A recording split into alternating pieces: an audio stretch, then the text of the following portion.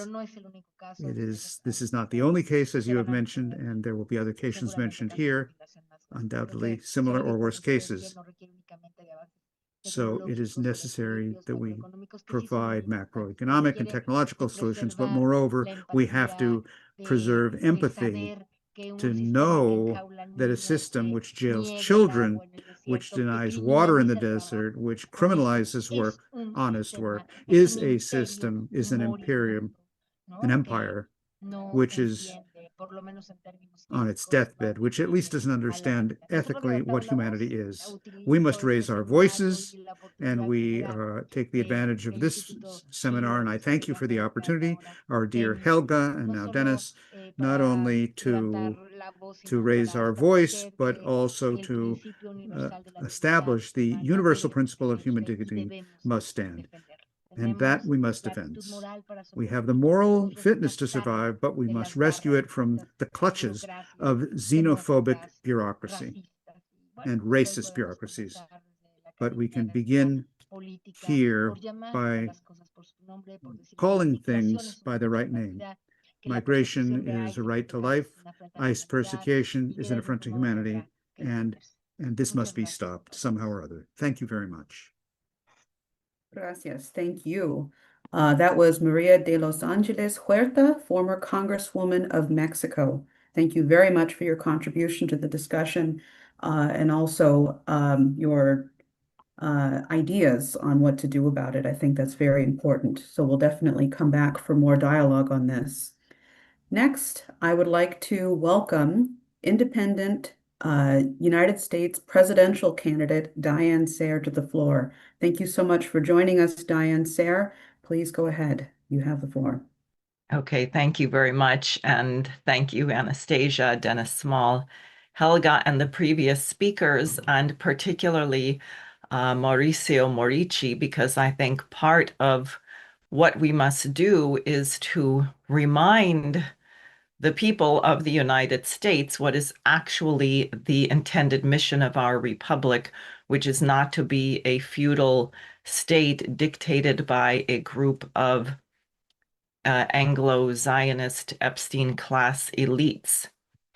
So Pope Leo XIV has been very clear about the rights of migrants as children of God, equal to everyone else under God's eyes, not only in the nations that receive them, but also in their right to remain unmolested in their homes where they were born and raised and have connections to society.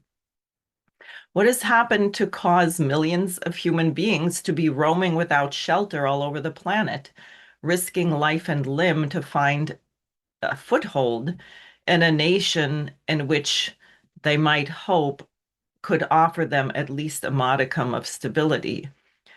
And while I'm going to take up a little bit of the ugliness of this, which is very ugly, especially with the revocation of the temporary protected status of perhaps as many as 500,000 Haitians and Syrians, and I will say this will also have devastating consequences on the American people who are already suffering. And I will, so we know this, and the reasons for it, which some have addressed, but I also want to give you, I was going to say a weapon, but I think we have had enough of weapons, so I will say an instrument, or some instruments to recruit the United States back to the better angels of our nation. And I fear that unless the United States makes a very abrupt shift, which is the main reason why I'm running for president now, the power of the United States to destroy the progress of all mankind, unfortunately, still seems to be decisive. As Lyndon LaRouche always said, the problem stems from one's view of the nature of man. Is man an animal, a brute, a beast of burden, as Aristotle would have argued, distinguished by physical characteristics to be for labor? Or is man unique, with an invisible internal capability to be creative in the image and likeness of the Creator? What we have today is a class of oligarchs, billionaires, who hold that man is merely a beast, to be culled and herded by those who have more money or more power, or perhaps an arbitrarily determined superior bloodline. This is nothing new. It's always been the view of empire, and it flies in the face of natural law and the principles of the creation of the universe.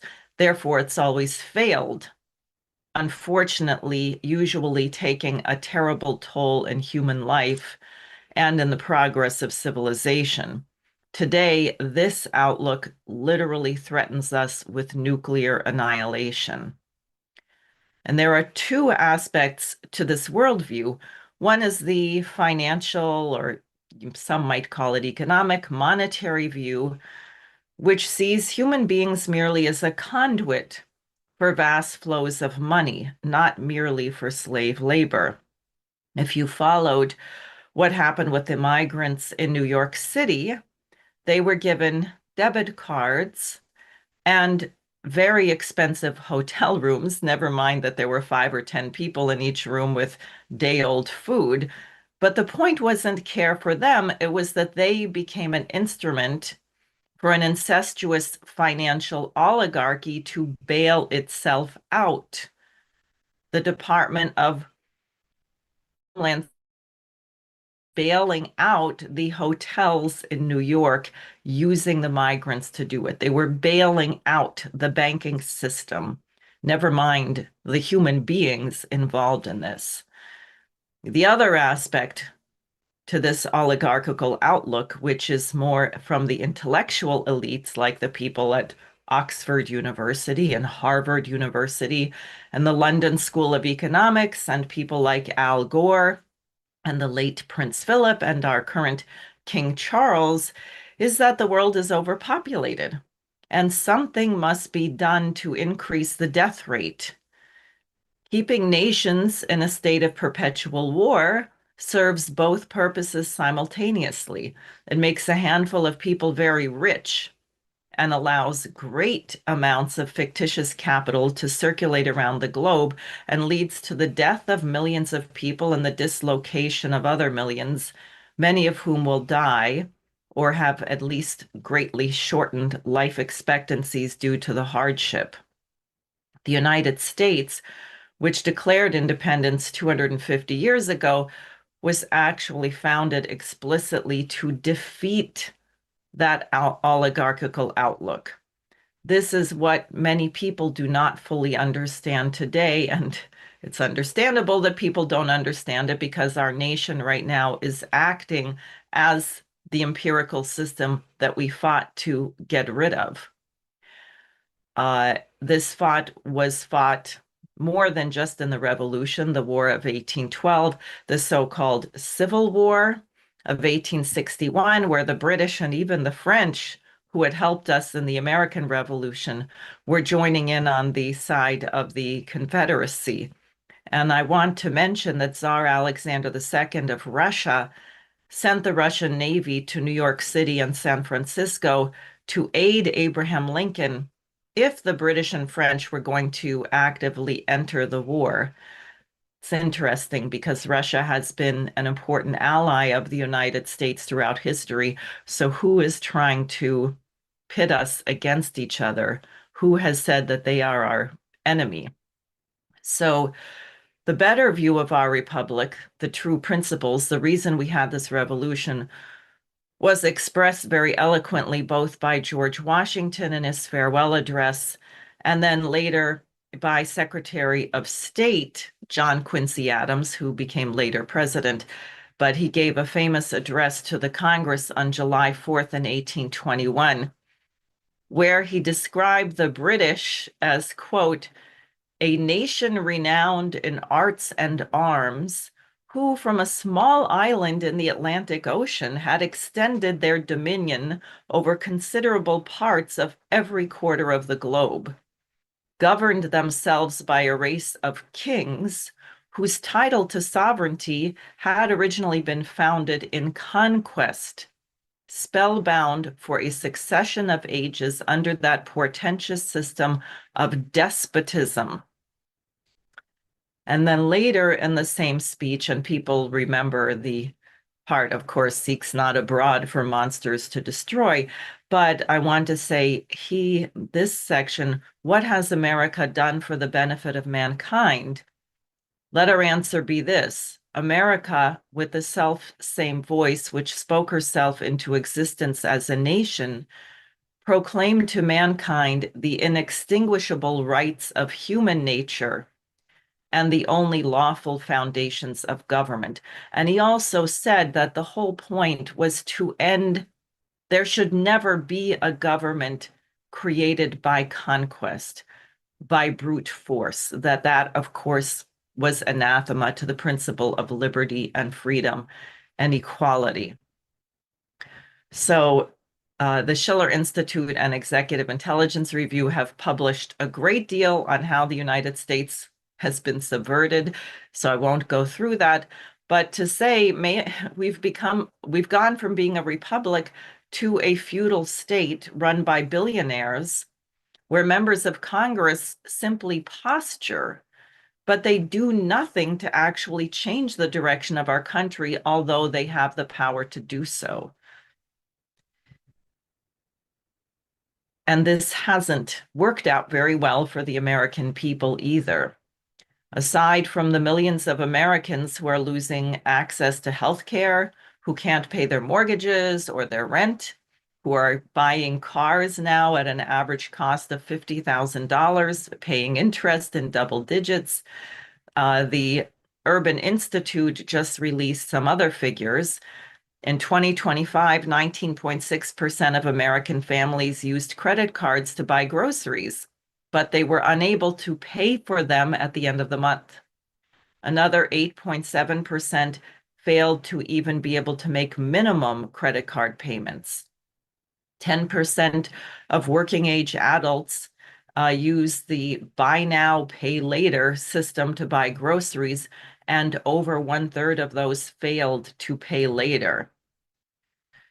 So it is my firm belief that an American commitment to do good in the world, to eradicate poverty, to work to secure the blessings of liberty for others, would also secure these blessings for ourselves. And as Dennis Small had mentioned about the Transcontinental Railroad, at our centennial exhibition after the defeat of slavery, but unfortunately also the assassination of Abraham Lincoln, nonetheless, we held a centennial exhibition and people from all over the world came to Philadelphia.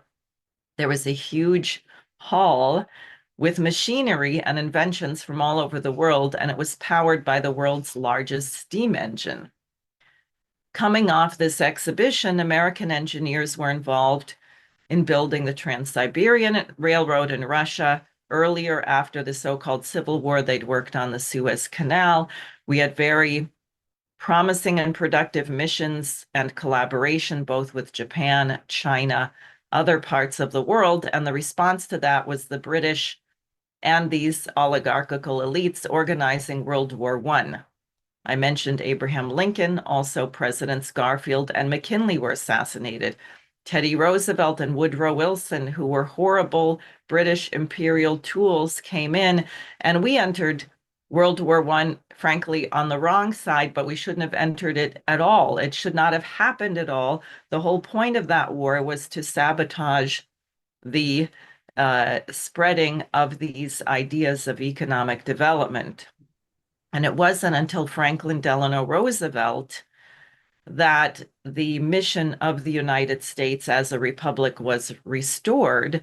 And I'm talking about the great projects that he constructed during his presidency, including the Tennessee Valley Authority. He and his associates like Harry Dexter White, Henry Wallace, worked with other nations to build infrastructure, and we had the first green revolution of Norman Borlaug. The Tennessee Valley Authority was visited by leaders all over the world and inspired great water management projects from China to India and, not known today by many, the Helmand Valley in Afghanistan. The United States wasn't trying to blow these up or take over these nations. We were a partner. We wanted to see these other nations develop. And for those of you who haven't yet subscribed to EIR, the weekly journal has a lengthy article that Richard Freeman did the September 6, 2019, on the cooperation of Brazil with the United States. And I just wanted to share, because this is, the United States has to become good. We have to revive this.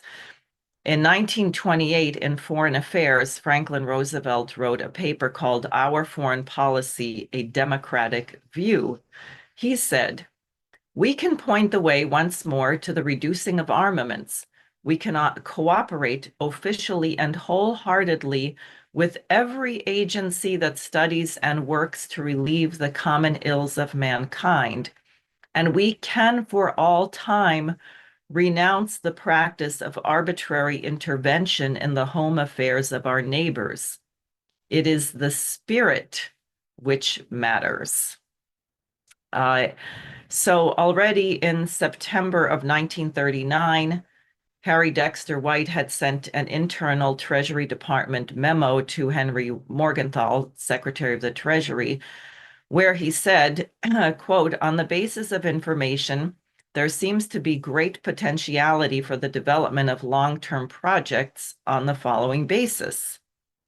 A, United States to finance Brazil's purchases of machinery, materials, and technical skills in the United States, and C, ultimate control of the economic enterprises to rest in the hands of the Brazilian government or Brazilian nationals."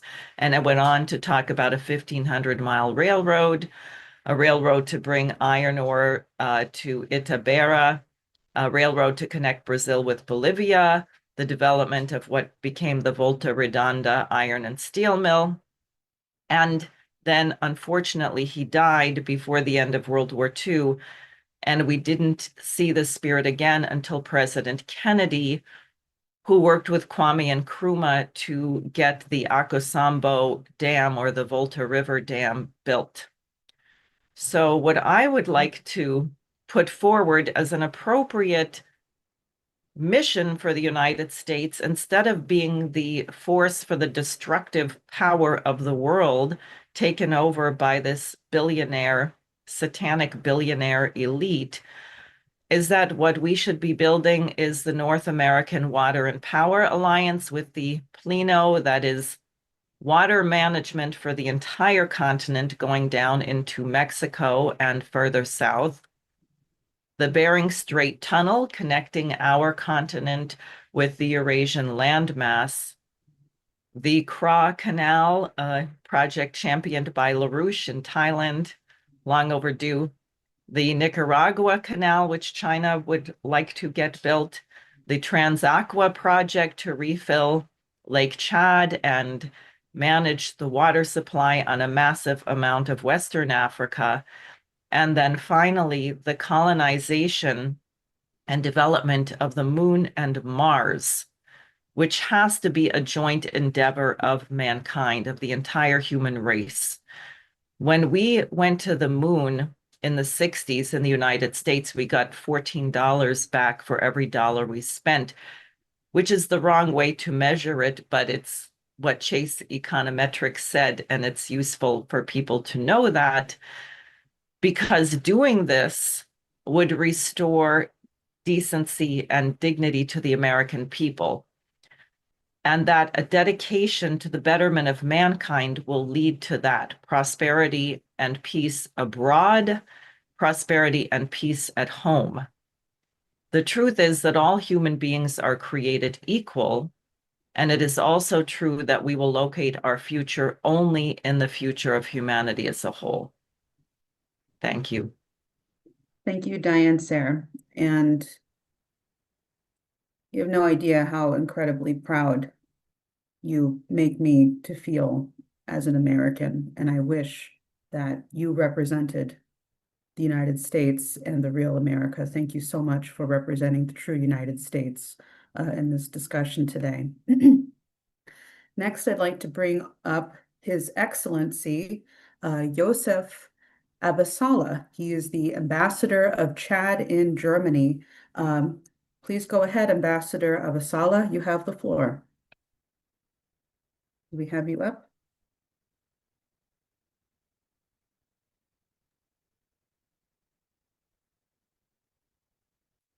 While we're dealing with some technical problems, we shall come back.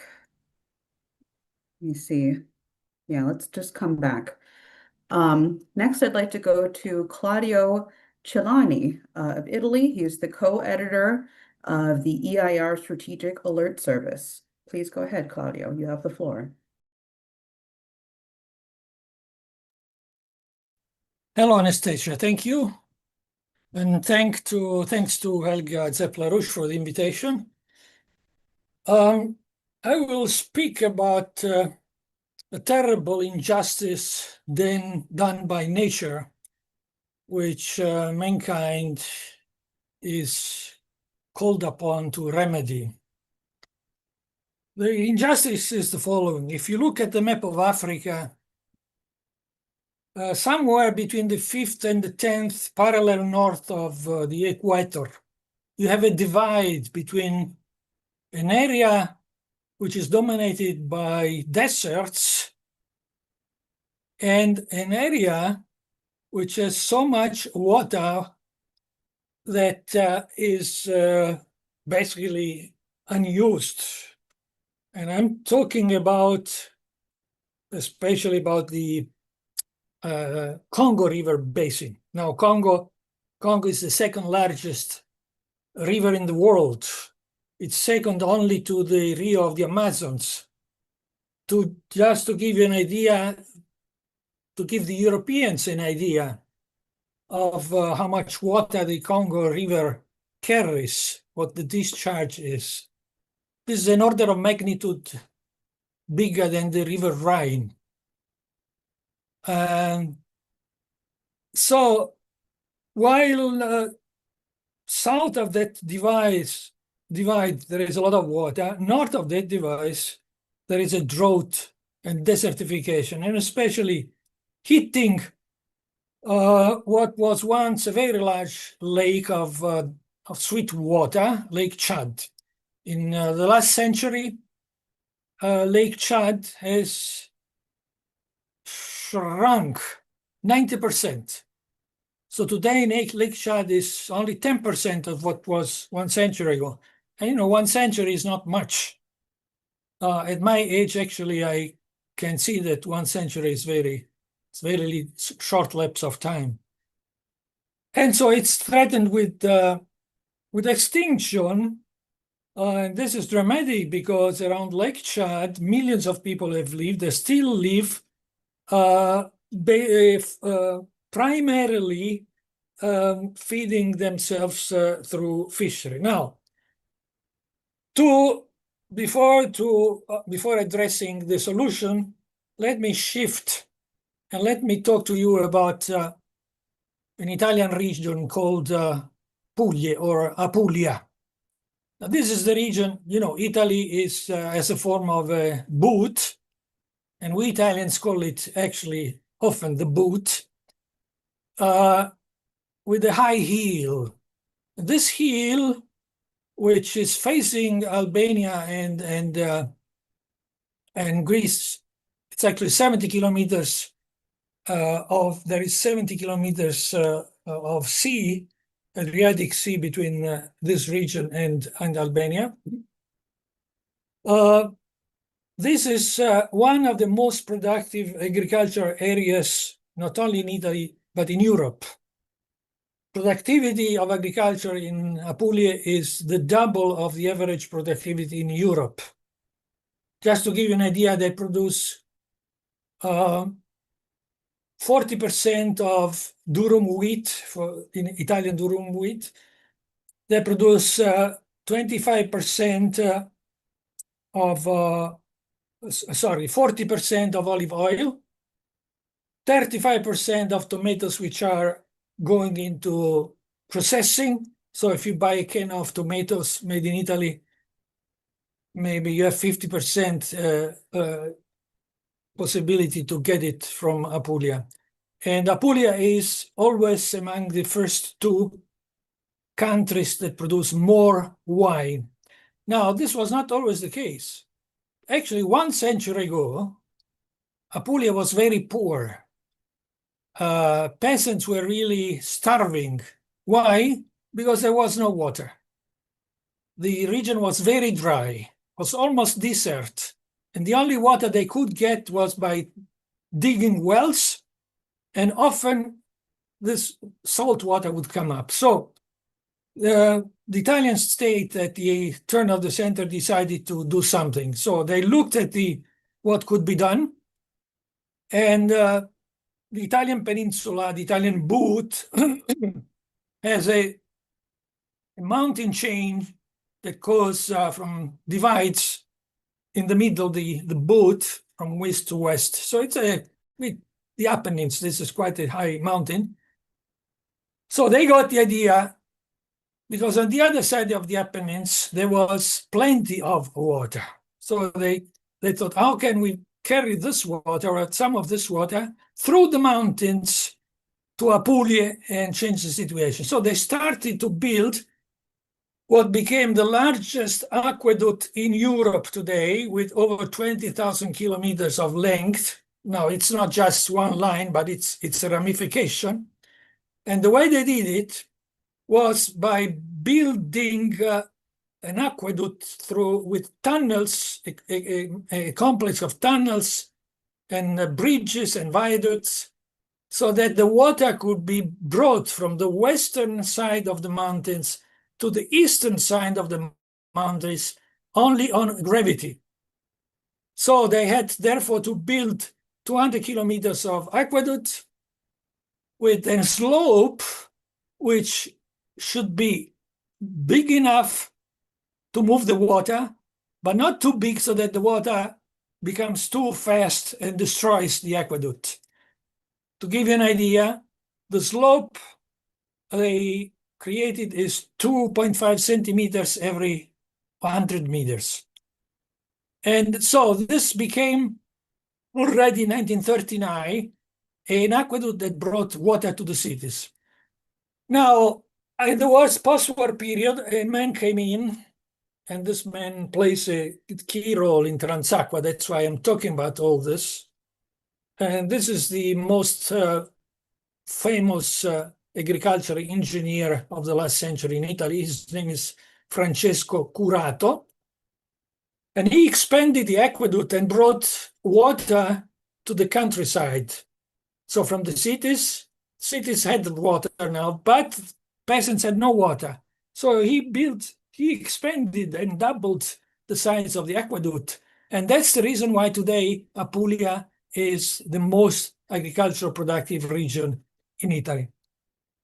Now, eventually, Dr. Curato became president of an engineering company called Bonifica, this was a state-owned company. This was part of a conglomerate, a large conglomerate called Istituto per la Ricostruzione Industriale, Institute for Industrial Reconstruction, which alone was maybe 1/3 of the Italian economy, a conglomerate, so they produced everything.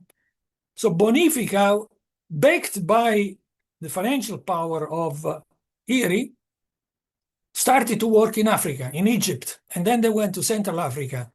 And there Curato looked at the situation on Lake Chad. The situation of Lake Chad was already dramatic.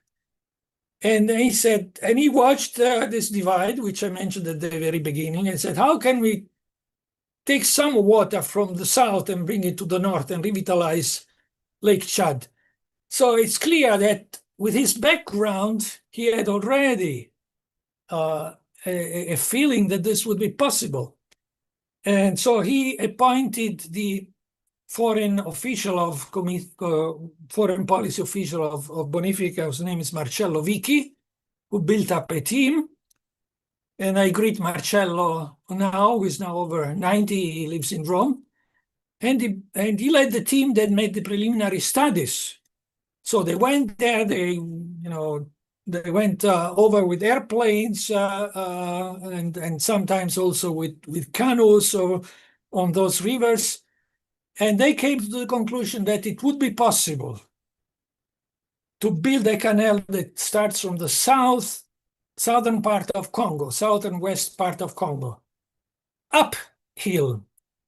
And intersect all the right-wing tributaries of the Congo River and going down very slowly down, building reservoir on each intersection and then connected them so that you would arrive at the watershed between the Central Republican, African Central Republic and Chad.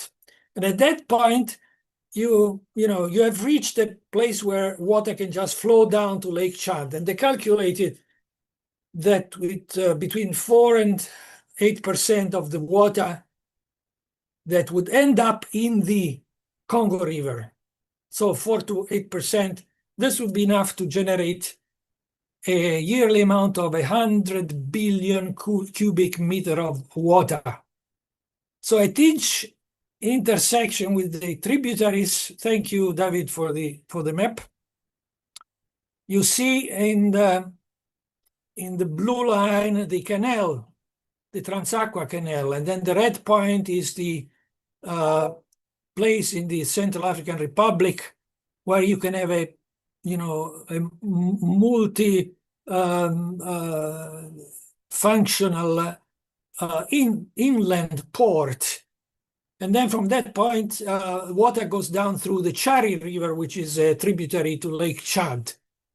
So as I said, this canal is built by intersecting the right-wing tributaries of the Congo River.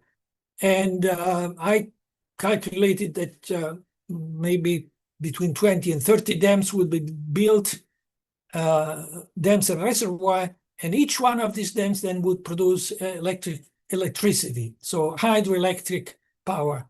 So you have water going down to Lake Chad, you have hydropower, you have transportation because the canal is navigable, and to build the canal you have to build the road to bring the materials there.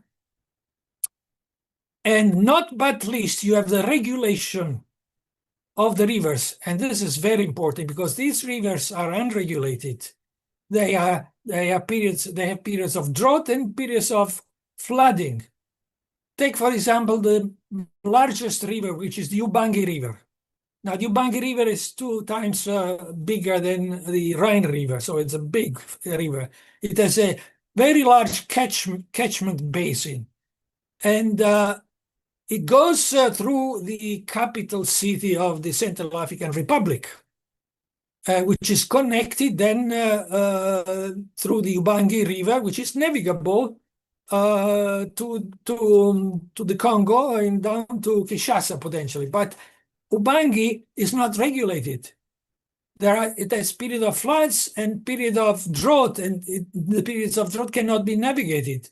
So if we build Transaqua, one of the side effects would be the regulation of these rivers, which would allow navigability throughout the year and also agricultural production, which will not be destroyed by floods and which would be irrigated throughout the year. So this is the idea of Transaqua, and I was involved in negotiations with the Lake Chad Basin Commission and the Italian government, and we came to the point where in 2019 there was a conference in Abuja, Nigeria, where Transaqua was illustrated, and all the member countries of the Lake Chad Basin Commission approved Transaqua as the only solution to revitalize Lake Chad.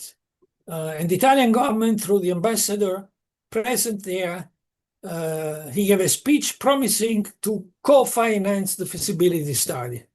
So the feasibility study is the next step. Doesn't cost much, maybe up to 5 million. But it's inexplicable why this money apparently cannot be found. Billions are found to finance wars, but a few millions to finance Transaqua are not found. But it's up to the countries in Africa to rise up and fight for this. I see, Anastasia, that you make some signs. Should I cut Just take a few more moments to wrap up, and then let's continue, and we'll come back for the discussion. Okay. Well, no, I'm basically finished. I just want to tell our African friends, you should fight for this. You should not listen to slanderous propaganda from the West, especially. And one of this, let me mention this, spread by Western sources, is that the Congolese elite is against the project because they think that somebody wants to steal their water, which is so stupid. It needs 1 minute to demonstrate that this is stupid, because they get the canal, they get the electricity, and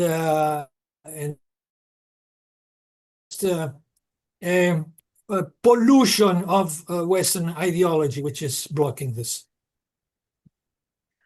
Well, thank you very much, Claudio Celani, editor of the EIR Strategic Alert Service. Thank you so much for joining us and your contributions.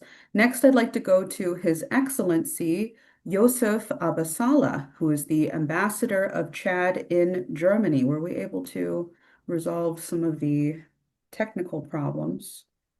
Oh no, it appears. Oh, yes. Hello, Your Excellency. Merci. J'espère que vous m'entendez. Il y avait une petite interruption là, je ne sais pas, au bon moment d'ailleurs, mais heureusement on est revenu. Mesdames, Messieurs, thank you. Ladies and gentlemen, I wanted to thank the Schiller Institute for this invitation. African immigration has emerged as one of the major geopolitical challenges of our time. It lies at the intersection of development, security, governance, demography, climate change, and international cooperation. The images of thousands of young Africans braving the Sahara Desert and the waters of the Mediterranean Sea bear witness to a deeply troubling reality. Yesterday you saw at CETA what happened. So the migration, being pendular or linear, constitute both a problem and a solution for the country of origin and the country of destination. I won't be too long on the causes because everybody knows them. There's the human cause, development deficits, governance deficiency, and also the natural causes, the climate change and other problems. We have to know that 80% of migration is intra-African. For some aging countries, migration provides a boost, particularly in countries where the population replacement rate is below 2.1%. And indeed, 60% of Africans live in urban and semi-urban areas. So, in the campaign in the country, only women, young children, and the elderly remain in the African bush. The population who can produce is in the big cities. So you have a big problem of income gap between 1 to 20 between the north and certain regions of the south. And Africa will grow from 1.4 to 2.5 billion inhabitants by 2050. So a realistic approach rejects two symmetrical illusions. The first views migration as a mere security problem to be addressed with walls, and the second presents it as a costless and limitless act of solidarity. Migration flows are driven by interests, those of individuals, countries of origin, and countries of destination, and any lasting solution must take these interests into account rather than ignore them. So the economic differential remains the primary driver. As long as it persists at this scale, no border control policy will permanently eliminate it. Armed conflicts and insecurity are powerful drivers of displacement. The Sahel, the Lake of Chad Basin, the Horn of Africa, and parts of the Great Lakes region are experiencing big crises marked by terrorism, intercommunal conflicts, and weak and public institutions. So today, the revenue of 100 arms manufacturers are fueling these conflicts. It's increasing every year. Somebody said that if we could take $1 billion, it would permit the chat to be developed. So you see all the billions, 679 billion for armed manufacturers. Sometimes we have to think that it's not only the responsibility of foreign countries, it's also a responsibility of African countries that must permit their population to remain in their territory.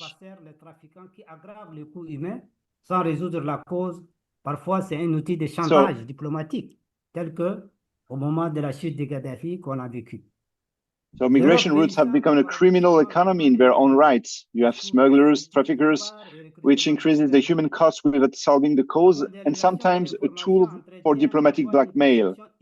Paradoxically, an aging Europe needs labor, restrictive rhetoric on the one hand and discreet recruitment on the other. So the consequences of immigration produces contrasting effects. For African countries, this leads to a loss of skills, particularly in the health, higher education, engineering, and new technology sectors. This drain slows development efforts. However, African diasporas also constitute a strategic resource. Their financial remittance, investments, and skill represent a key driver of economic and social development. Host countries also benefit from the contributions of migrants, who boost their economic dynamism, compensate for certain labor shortages, and enrich cultural diversity. On the other hand, when migratory flows are insufficiently organized, they can exert pressure on public policies, fuel extremist rhetoric, and complicate social cohesion. The first victim, however, remains the migrant himself, often confronted with criminal human trafficking networks, violence, discrimination, and great precarity. So what solution exists from a realistic perspective? So productive investment in Africa, but what said my colleague just before me. So targeting, so we rather than humanitarian aid alone, we need infrastructure, light industrialization, agriculture. So you have also legal immigration organized through bilateral labor agreements, which reduces the profits of smugglers and allows control of flows. Also strengthening states rather than bypassing them. Political stability and the fight against corruption often carry more weight than a raw financial aid. And we have to reform the continental migration governments and transform intra-African mobility into a regional economic asset. So also we have to implement diplomatic realism and accepting that host countries define absorption capacities without giving into either total closure or naivety. So also the special case of the Sahel. The Sahel perfectly illustrates the interdependence between security, development, and migration. This region is simultaneously facing terrorism, rapid population growth, the effects of climate change, food insecurity, and weak infrastructure. It is hosting hundreds of thousands of refugees from neighboring countries despite limited resources. So this commitment demonstrates its solidarity, but also underscores the needs for increased international support. So it must be a priority of international community to strengthen the resilience of the Sahel. So in conclusion, African immigration is neither a threat nor an inevitability. It reveals the deep inequalities in development that persist between regions of the world. The sustainable solution lies in a new pact of shared responsibility between African states, destination countries, international organizations, the private sector, and diasporas. In short, we need a Marshall Plan in Africa to build big projects defined here in infrastructure and also water infrastructure. So to conclude, I wanted to say that the birds every year are coming at the center of the Chad, in the Lac Pitry.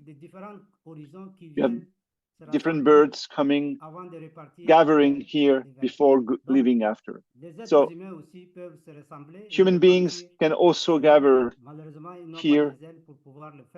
Unfortunately, they don't have wings to do that. So we need moral wings to support, to sustain, build a better world. Thank you very much. Thank you very much, Your Excellency, for joining us. That was Ambassador Yosef Abasala of Chad in Germany. Thank you very much for joining us and your contributions for the dialogue. Lastly, I'd love to go to Adama Coulibaly. I apologize if I'm mispronouncing your name. He is the former Chief of Staff to the Ministry of Communication, and thank you very much for joining us. I know it's quite late for you. Please go ahead. You have the floor. Merci, modératrice. Je voudrais commencer mon intervention par remercier l'Institut Schiller pour l'invitation. Thank you, moderator. I want to start my intervention to thank also Schiller Institute. You know that the theme is very important. For several decades, the world has been experiencing a migration crisis. Whole of population and individuals entirely against their will find themselves leaving their homelands and countries due to political and humanitarian crisis.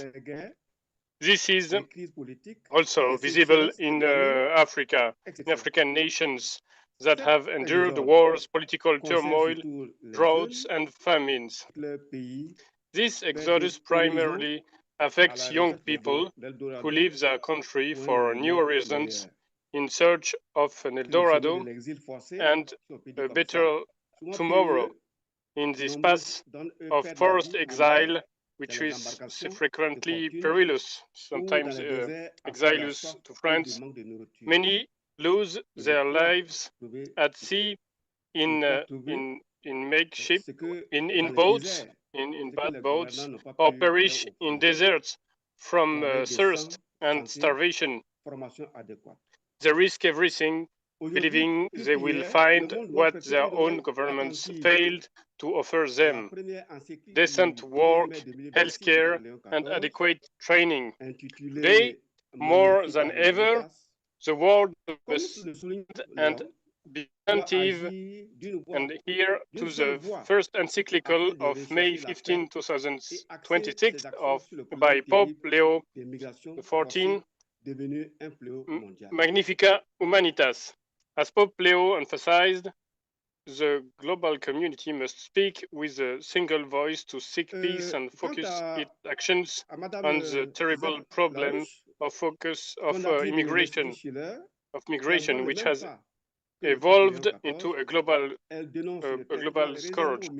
Echoing the narrative of Pope Leo XV, Mrs. Zepp-LaRouche, founder of the Schiller Institute, strongly denounces the treatment of migrants, refugees, and people forced to displace due to poverty, violence, climate change, and environmental disasters. This is the exact harsh reality faced by the population of the Sahel in West Africa. The peoples of Mali, Burkina Faso, and Niger have been plagued by terrorism for decades, forced to abandon their land and belongings to seek refuge in safer regions. Others have crossed into neighboring countries like Côte d'Ivoire to rebuild their lives far from their homelands. Yet Africa possesses enormous potential to offer its youth a brighter future. What is fundamentally lacking is a visionary leadership among political figures who are undermining by undermined by corruption, financial mismanagement, and patrimonialism, and lifelong rule achieved through rigid elections. An African head of states once dared to claim, "We don't organize elections just to lose them." In Africa, there are still leaders whom down by time and power, incapable of even standing on their own 2 feet, who nonetheless cling desperately to governments. When death finally takes them away, their children step in to inherit the power left behind by the father. Examples of this are legion. To stem the migratory flow of young people to another continent, Africa must learn to process its own local agricultural products and natural resources such as gold, diamonds, manganese, cobalt, and more. To achieve this, the continent must establish an effective educational system to train competent professionals capable of driving African modernization. Africa needs leaders who genuinely think about the development of their country rather than leaders who prioritize their own enrichment and that of their immediate families and inner circles. In conclusion, we wish to pay tribute to the Schiller Institute and its president, Mrs. Zepp-LaRouche, for their courage stance in favor of peaceful world free of refugees and forced migrants. In this world created by God, everyone deserves to live happily, for no one came into this world merely to be a bystander to others. The potential of Africa is immense for creating a world that delivers 1 billion jobs, 0 refugees, and 0 war. Thank you. Thank you a lot. Thank you very much, Adama Coulibaly, for your contributions and all of the work that you're doing. We're going to go into the discussion period now. We have about 20 minutes for dialogue amongst the panel. So just be aware and everyone keep your remarks brief, and we'll have a short dialogue with everyone. I'd like to go to Dennis Small to start us off with some reflections on what's been said thus far. Yeah, thanks, Anastasia. So far. And I'm sure that if we were to have enough time to continue this, and we will have to do this on another occasion, there would be many, many additional valuable points, because surely we are not bystanders. As Mr. Coulibaly just said, we are activists trying to change the world. First of all, I think the concept of the role of Malthusianism, that is to say, the intent of trying to reduce the population as a policy, has been stated, and I think correctly so, in a number of different speeches, that this is a real problem because the difficulties that we're seeing around the migrant issue and others is not just mistakes. In fact, by the outlook of some people, it's a great success. That is to say, their goal is to reduce population. So this issue of the intent of the policy of a collapsing system was taken up by a number of the different speakers, number one. Number two, I'm struck as much as anything by the fact that over the course of the two panels, as has been stated, there have been presentations made from 14 different countries, from every single continent. In one sense, this is kind of the seed crystal of the dialogue of civilizations, which is required on a much broader scale and in terms of governments as well, to find common solutions to the world's problems. The issue of the common interests of mankind, the common goals of humanity, has jumped out from, I think, everyone who spoke. The question in particular, and I take up the point made by Mario Maurici of Brazil on this, of FDR and Vargas working together.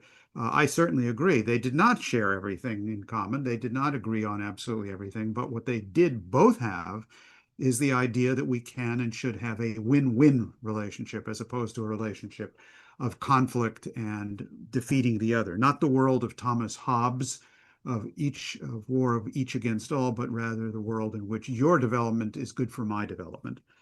And that really comes out from 14 countries from continents all around the planet.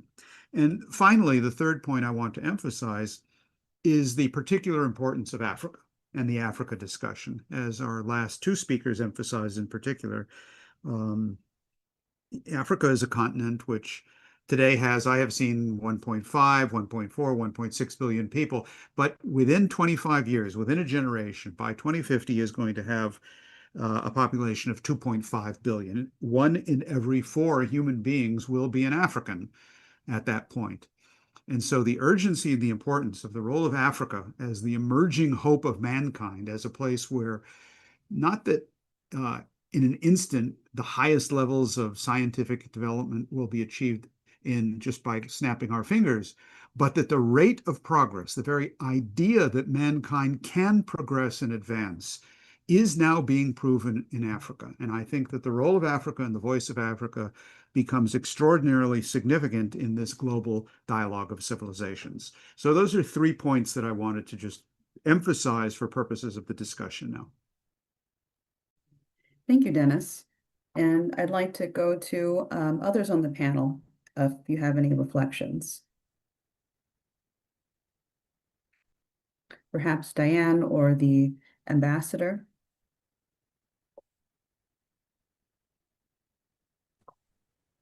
I yield to the ambassador if he has something. Go ahead.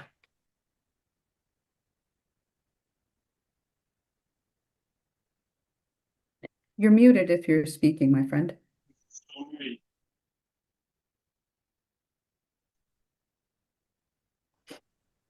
Parlez, donc on ne vous entend pas.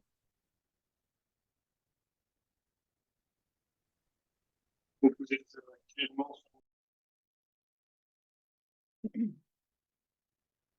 We can also go to, Oui. Oh, there we go. Merci. Vous m'entendez, j'espère. Thank you. You hear me, I hope. Okay. Yes, we can hear Okay. you. Okay. Nous avons tous écouté avec intérêt. We les all présentations listen with great interest the presentations, ont mis en lumière quelque chose de and fondamental. they showed very fundamental things. Il ne peut pas It's y avoir de clear solution that there are no peut-être solutions morale without a moral effectivement, commitment. que ces morales soient portées par des hommes. C'est ça le sens. And this C'est pas moral n'importe commitment lequel, mais has to be brought by human beings. And those who are ceux qui dirigent dealing, le monde I mean, doivent those who avoir are des valeurs morales qui the permettent president of que ces countries, problèmes those who are généraux et mondiaux puissent trouver des solutions. those who are steering the countries, and they have to work together to find solutions. And the solutions to all levels. And responsible people also. Mr. Adama said that concerning Africa, never thought that its happiness would come from the others. The happiness of Africa has to come from African people. And they have to take the responsibilities for their own happiness. We have the resources, we have the natural resources, we have the human resources. So today, contrary to the past years, information, technology can help us. It's accessible. There's no reason that during years, people would be dying of hunger. So the World Bank, the IMF, then they won't solve the problem. So we need to work with countries who want to cooperate with us and to impede young people to go to corruption, to fall into the corruption. So thank you very much. That's what I wanted to say. Thank you, Ambassador Abasala. I totally agree with you. I think the young people definitely have to be the responsible party in looking at the future of Africa and really any country that desires to develop. Diane, I see your hand is raised. Yeah, thank you. I just wanted to say also the fact that we have people from 14 nations speaking, and I don't know how many listening, indicates that what each of us represents in terms of the people of our respective nations vastly outnumbers this billionaire Anglo-Epstein class, which is running this horrible racket. And I think we have to consider more how we can collaborate to have a unified effect to defeat them before they defeat us. And I think particularly I want to thank Helga Zepp-LaRouche for convening the International Peace Coalition and this roundtable. But I'm sure if we put our heads together, there are many initiatives that we can take because evil is not intelligent, it is not creative. So the enemies of mankind are only doing the same things that they always did, whereas we can come up with new flanks to defeat them. So I am optimistic about our prospects, not to say it's not very dangerous, but they are operating out of weakness and the knowledge that they are very few. Yes, that's definitely reassuring. It's definitely a reassuring fact. Yeah, I'd like to see if Claudio or Adama, if either of you have any reflections. And I also see that Marucci is still on. If you would like to comment, you're welcome as well. Claudio? Yes, thank you. So Dennis mentioned Malthusianism, and our Brazilian friend told us about the collaboration between Roosevelt and Brazilian leaders. And actually, this has big importance for Africa because the enemy in Africa is definitely Malthusianism, which is pushed in by the West in the form of environmentalists. So one of the objections against Transaqua came from the European Union.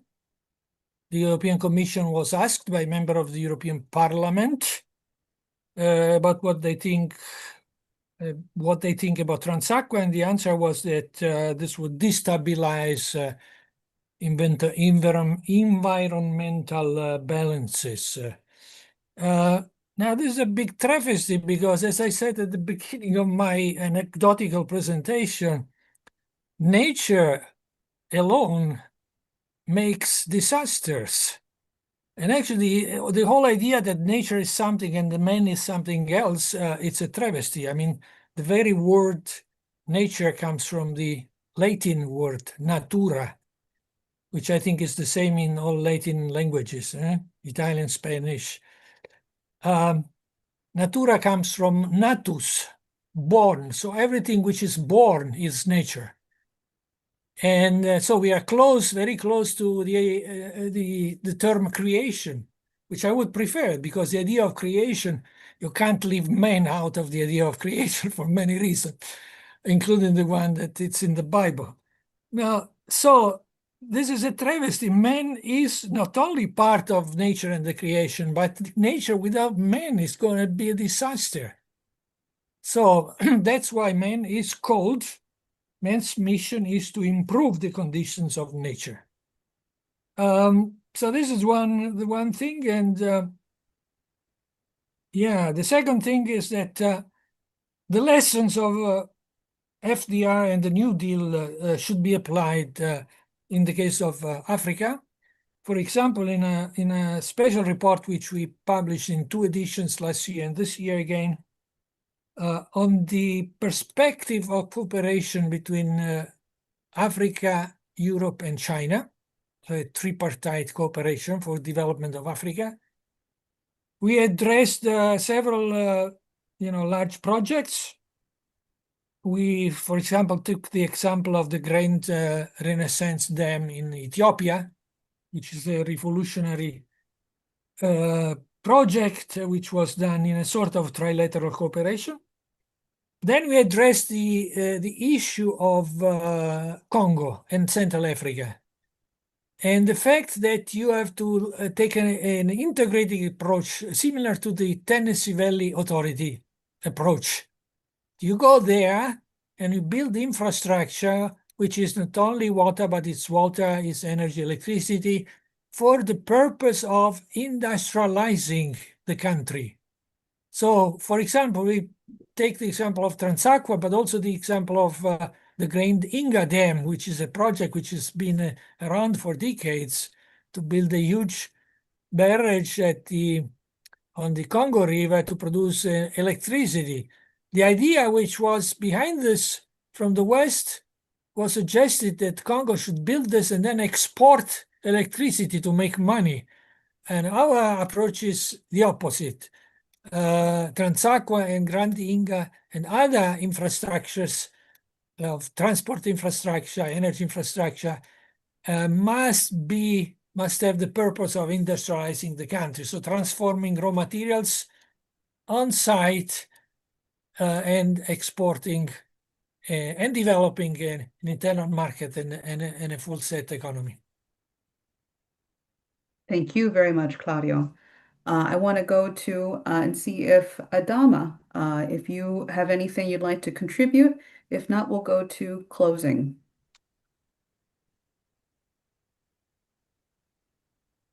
All right. Well, oh, I see you've unmuted. Oui.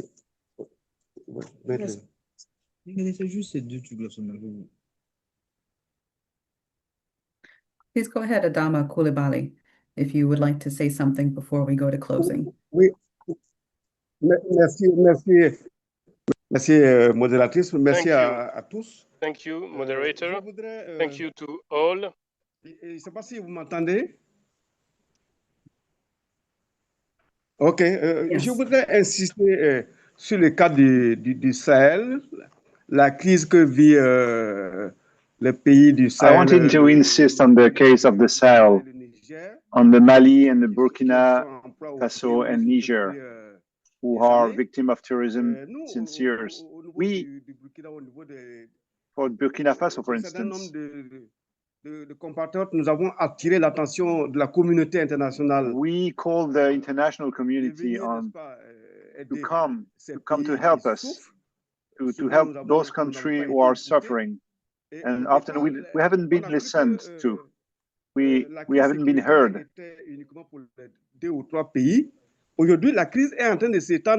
Today, the crisis is not only for those 3 countries, it's extending to Benin and Togo also.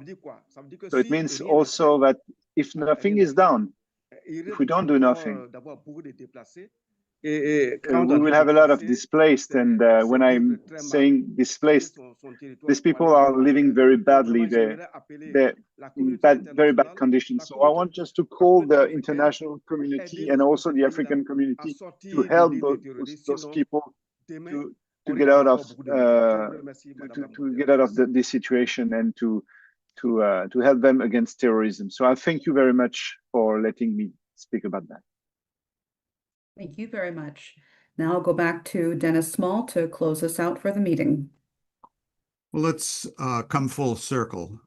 Let's recall what Lyndon LaRouche said at the very outset of this extensive discussion that we had in his remarks 20-some years ago in Brazil, where he posed the question of, okay, what is the solution? And he said, you're not going to find solutions in a system which has shown that the definitions, axioms, and postulates of the system ensure destruction. It's the rules of the system which are precisely the problem. They are the things that have destroyed us. And then he asked the central question, why can't we change the rules? Are we not human beings? Don't we represent nations which have this power? Are man and woman not made equally in the image of the creator of the universe and endowed with these powers? And he concluded, we have the power to do so. This doesn't mean we can take any rules we want to. It means we have to have responsibility and competence, but we have the right to deliberate. And I think that is what we have done today. We have taken a small but absolutely crucial step in the proper direction, and we must simply remain committed and highly active to make sure that we continue down that path. Thank everybody for your contribution to this discussion, and I'm sure we'll be in touch in the future. Yes, thank you everyone for joining us. Thank you, Dennis Small, Claudio Celani, Diane Sayre, His Excellency Yosef Abasala, Adama Coulibaly, Maria de los Angeles Huerta, former Congresswoman Mario Morici, also for joining us, President Donald Ramatar. We had an excellent discussion today on both panel 1 and panel 2, and I encourage all of you to go to eir.news and subscribe. If you appreciate discussions like this, then you will love being subscribed to the Executive Intelligence Review, not only for the daily alert, but also the weekly in-depth magazine that is produced to give you these full in-depth concepts directly to your email every week. So thank you all for joining us, and we look forward to seeing more discussion and trouble that you're causing in the world to make these actions happen. So thank you all for joining us, and good night.